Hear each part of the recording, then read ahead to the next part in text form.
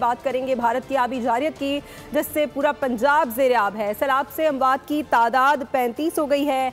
आबी आफत ने 20 लाख से ज़्यादा अफराद को मुतासर किया है। चीचावतनी के करीब ऊंचे दर्जे का सैलाब है, जिससे मकामी आबादियों को खतरा लाहक है। सतलुज में रेले ने बंद तोड़ डाला है। हाफिजाबाद मोटरवे पिंडी भटिया से भी सैलाबी तबाहकारियों के मंजर आम पर आ गए हैं। DGPDMA कहते हैं कि इस वक्त पंजाब की तारीख का सबसे बड़ा रेस्क्यू ऑपरेशन किया जा रहा है।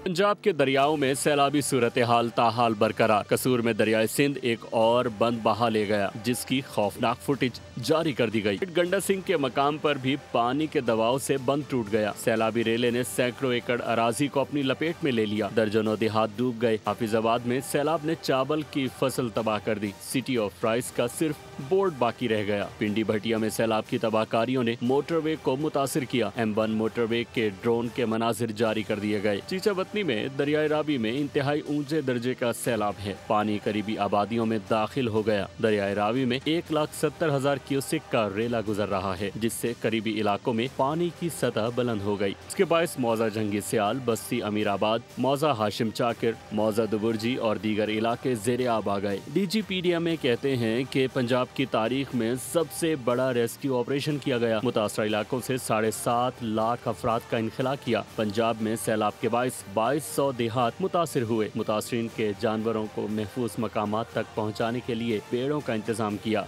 दूसरी जानिब 40,000 क्यूसिक का रेला मुल्तान में दाखिल हो गया है। पीर को दरियाए चनाब में मुल्तान से करीब 8 लाख क्यूसिक का रेला गुजरने का खदशा है।